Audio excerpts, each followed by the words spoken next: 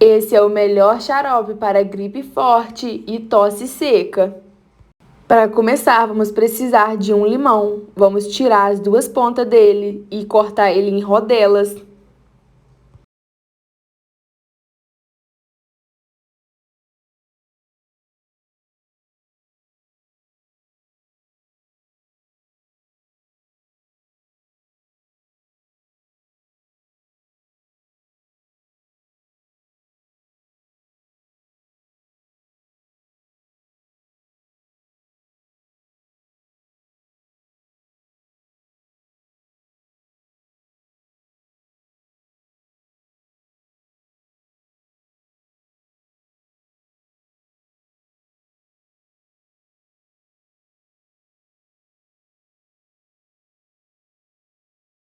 E assim que terminar de cortar em rodelas, vamos deixar esse limão ao lado.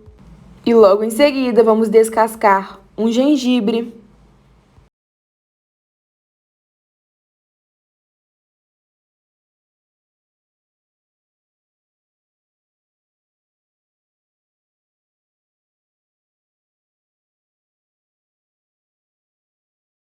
E logo em seguida, vamos cortar em rodelinhas 4 partes pequenas.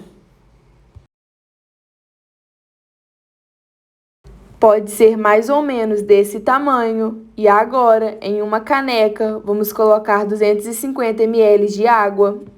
Com o fogo já ligado, vamos adicionar a rodela do nosso limão, o gengibre e logo em seguida, com o fogo já desligado, vamos adicionar aproximadamente 1 colher de cravo da Índia.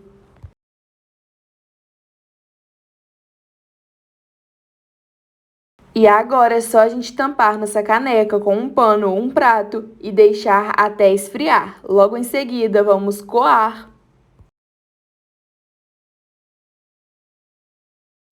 E já está pronto o nosso incrível xarope. É só colocar em uma caneca e fazer o uso. E se preferir, pode adicionar 1 colher de sobremesa de mel puro.